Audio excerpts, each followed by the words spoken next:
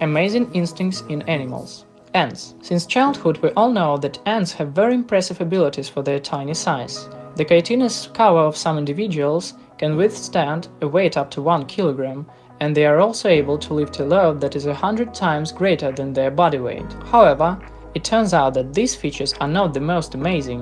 In 1935, scientists discovered a special kind of ants which is called Colobopsis explodens, and this name shows why they were on my list of self-destructing animals. Yes, these ants can explode. Today, scientists know that there is a whole group of explosive species in which workers protect their family by sacrificing themselves. You can meet these amazing creatures in Southeast Asia. The explosiveness of insects is endowed with 2 glands located along the entire length of the body of the worker ant. When they have to defend their home from predators of other ants, workers begin to exclusively contract the abnormal muscles until they explode, spraying a sticky poisonous secret around.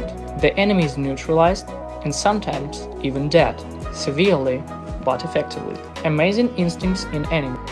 Anglerfish. Do you remember those creepy fish with the light over their heads which seem to be from a horror movie? These are female anglers, living at a depth of about 4,500 meters. We say females because males are not scary at all. They are small and weak, and all they can do is barely get food. For comparison, the body length of the female is 120 centimeters. The male is 16. Their whole life is subordinated to one just single instinct: the search for a female. The habitat is large, so it is very difficult to find it. If a male does manage to find a female, he is so afraid of losing her again that he literally merges with her. No, seriously, the male bites his teeth into the body of his companion until he grows together with her. Gradually, it turns into something like an appendage that fertilizes her exchange for nutrients from her body. The blood vessels of the individuals fuse, the stomach and jaws of the male atrophy, as they were no longer needed. You know, this is a happy ending for male because he won't live long without a female. Octopuses. I would like to solemnly give the title of Mother of the Year among animals to the female of this cephalopod species. Really, I will have to do it posthumously, but let's go in order. After the male octopus has fertilized the female one, he makes a nest for himself. He pulls out a hole in the ground, covers it with stones and shells. After 80,000 eggs are laid, the female octopus does not swim away as many species do, but remains to take care of not yet hatched calves. She ventilates them by washing them with a stream of water and removes foreign objects. The female does not leave the nest even for a moment, even to find food for herself. That is why, when the young hatch appeared, the female is often near death.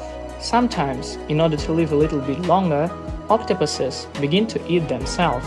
However, this does not save them for long. In the end, they die anyway. Bees. We can only envy the devotion of some species of bees. It's even a pity that it's not caused by love for the colony and the uterus is just instincts.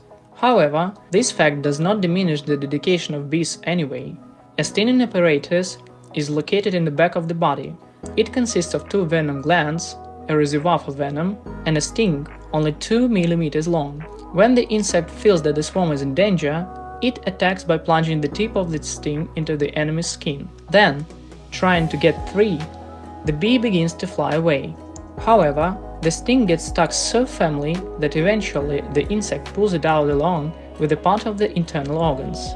After such a serious injury, the bee has no chance of survival. By the way, this happens only when attacking creatures with elastic skin.